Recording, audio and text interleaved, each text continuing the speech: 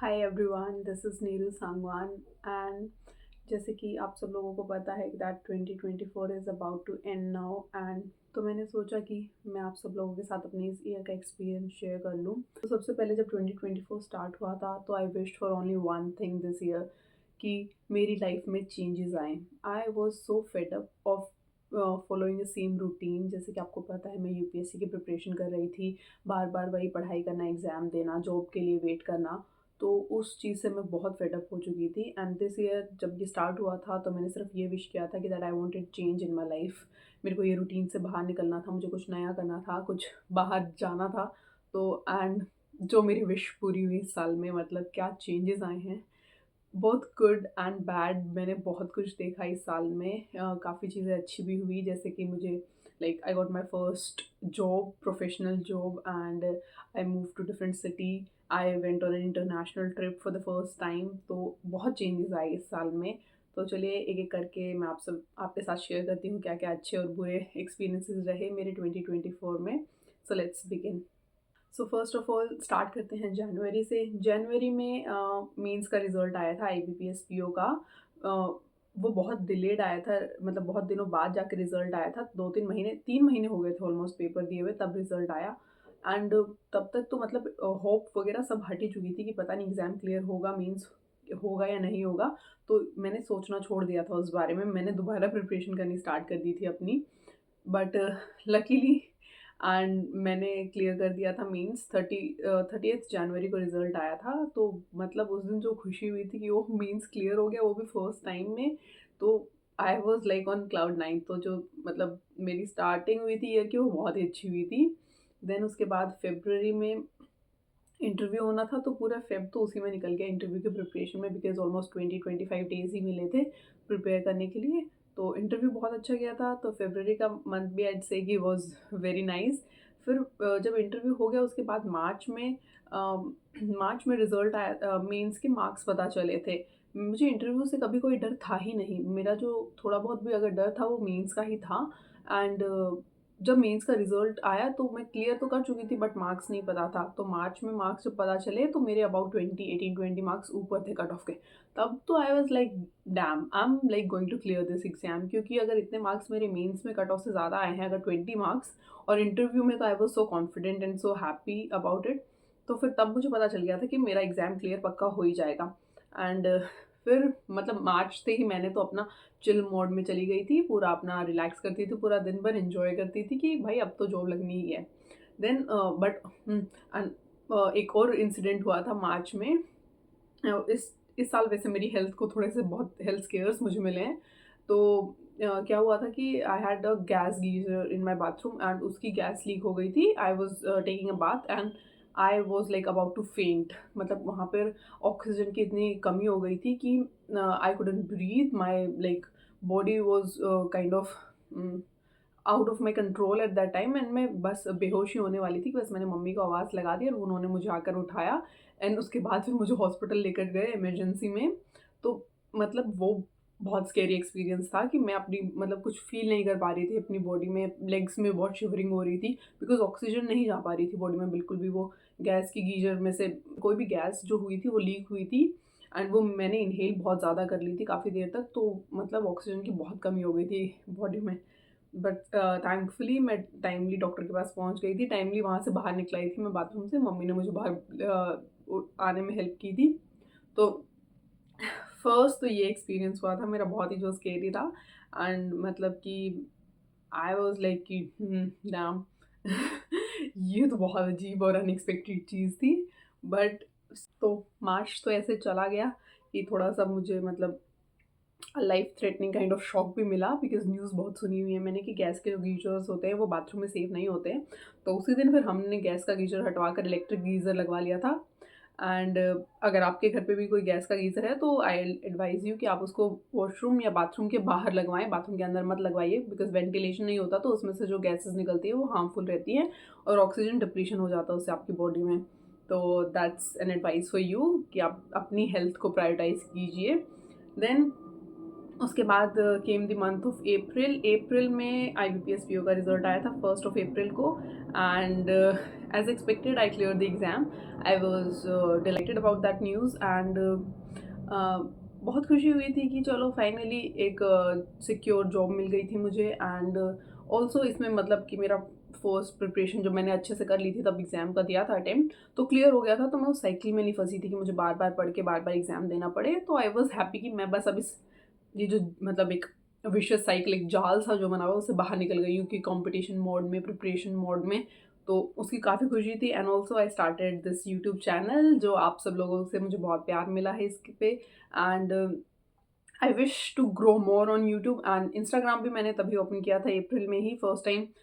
And then उसके बाद फिर in the month of May आया, तो मे में मैं गई थी on my first international trip. I went to Nepal. About 15 days की ट्रिप थी वो मेरी। मैं और मम्मी गए थे, भाई वहीं पर रहता है बिजनेस या अपने वर्क के सिलसिले में।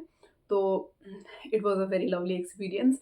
मैं फर्स्ट टाइम दूसरी कंट्री में गई थी, बट ऑल्दो नेपाल ज़्यादा डिफरेंट नहीं है इंडिया से, but still it's a different country. And मैं तो उसको काउंट करूँगी कि मैं इंटरनेशनल ट्रिप पर ही गई थी।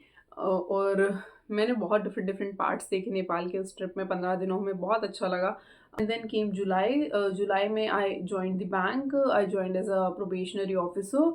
एंड जुलाई का मंथ तो काफ़ी एक्साइटिंग था कि लाइक मैं बहुत एक्साइटेड थी कि नए लोगों से मिलूँगी, बैचमेट्स मिलेंगे, ट्रेनिंग होगी। होटल मिला था हमें, बरेली में मेरी ट्रेनिंग हुई थी, तो वो एक्सपीरियंस बहुत अच्छा रहा। देन उसके बाद थोड़ी रियलिटी चेक हुआ जब पोस्टिंग मिली, ब्रांच में गए। ब्रांच जो मिली इतनी दूर हमें दिया था ट्रेनिंग के लिए, फर्स्ट ट्रेनिंग के लिए बोल के भेजा था कि 3-4 महीनों के लिए जाना है। गुजरात में मुझे भेजा गया था ट्रेनिंग के लिए। एंड उसका एक्सपीरियंस मेरा कुछ खास नहीं रहा था ऑनेस्टली। एंड मैं बस डेज़ काउंट कर रही थी कि वो कब ख़त्म होगा। मतलब कि फर्स्ट टाइम ऐसा रियलिटी चेक मिला था कि लोग कैसे होते हैं, कैसे आपको सोशल या फिर वर्क एनवायरनमेंट में रहना होता है, कि लाइक आपको सब कुछ ऑथेंटिक या ओरिजिनल या फिर क्लियर नहीं मिलेगा। लोग बोलेंगे कुछ, करेंगे कुछ। एंड मतलब पीपल आर डबल फेस्ड। आपके हर कोई फ्रेंड नहीं होता है। आपको वर्क के सिलसिले में अगर कोई मिल रहा है, तो आप उसके साथ अपनी पर्सनल लाइफ या पर्सनल इन्फॉर्मेशन कोई भी शेयर नहीं कर सकते हैं। आपको एक हमेशा एक बाउंड्री बना कर रखनी पड़ेगी, लाइक कि ठीक है, ये इंसान मेरे माइंडसेट लेवल का या फिर मेरी थिंकिंग के लेवल का नहीं है। जितनी देर बात हो रही है उतनी देर बात करें, उसके बाद बस भूल जाओ उनको। That was it for that period. उसके बाद फिर जो मेरी पोस्टिंग हुई, उसमें I lived alone for the first time. मैं अपनी फैमिली से दूर अकेले फर्स्ट टाइम रही थी पूरी लाइफ टाइम में। And it was exciting at the start. At the beginning I won't say कि मतलब मैं ज़्यादा कुछ डरी हुई नहीं थी उस चीज़ के लिए। I was always excited. मेरा मन था अलग रहूँ, इंडिपेंडेंट रहूँ। तो स्टार्टिंग में तो काफ़ी अच्छा लगा। देन उसके बाद फिर मेरी एक बार तबीयत ख़राब हो गई थी अक्टूबर के मंथ में। I felt very sick, fever बहुत ज़्यादा हुआ था कुछ 4-5 दिनों तक। एंड लग रहा था कि हो जाएगा, ठीक हो जाएगा, बट बहुत वीकनेस आ गई थी। एंड जब आप अकेले रह रहे होते, फर्स्ट टाइम रह रहे होते हो, तो खाने का थोड़ा ध्यान नहीं रह पाता है इतना। तो वही मुझे हुआ था। फिर वीकनेस भी बहुत हो गई थी, एंड छुट्टी वगैरह भी नहीं मिलती है स्टार्टिंग के टाइम पे। तो it was very tough eight that time. फिर दिवाली आ रही थी, तो मम्मी मेरी आ गई थी इसलिए मेरे पास वहीं पर ही भरूच में, गुजरात में। तो तब फिर उन्होंने मतलब कि देन आई रियलाइज कि health is wealth. Both physical and mental health दोनों ही बहुत ज़्यादा ज़रूरी है ध्यान देना। एंड देन उसके बाद नवंबर का मंथ आया। नवंबर का मंथ तो जो ख़त्म हुआ है जाते-जाते, मतलब कि आई वाज़ एक्साइटेड कि नवंबर में मेरा लास्ट मंथ था वहाँ पर ट्रेनिंग का। उसके बाद फिर अकेडमी जाना था, फिर न्यू ट्रेनिंग स्टार्ट होनी थी जनवरी से। तो नवंबर के एंड में एज़ यू नो कि I met with an accident. France से आते हुए एक ट्रक ने पीछे से स्कूटी को मेरी हिट कर दिया था। मेरे पैर में फ्रैक्चर हो गया है। अभी भी I am still on bed most of the time. And मतलब that was second life threatening experience that I had in this year. ये तो मैंने नहीं एक्सपेक्ट किया था। एंड बस अब इसके बारे में तो I'd say कि जान है तो जहान है। अपनी हेल्थ को ही सबसे पहले मैं प्रायोरिटाइज़ करूँगी। अब तो मतलब नॉन नेगोशिएबल है ये। ना मैं मेंटली अपने आप को किसी से मतलब टॉर्चर होने दूँगी, एंड ना ही अपनी फिज़िकल हेल्थ को कॉम्प्रोमाइज़ करूँगी। एंड अभी हो गया है, जैसे मुझे 3-4 हफ्ते हो गए हैं फ्रैक्चर हुए। एंड मतलब पैर में अभी भी दर्द है। You can like I can't imagine कि मतलब इतने दिन निकल गए हैं, मुझे पता नहीं वो कैसे निकले हैं। मैं सिर्फ बेड पर रही हूँ, जब से आई हूँ तब से बेड रेस्ट पर ही।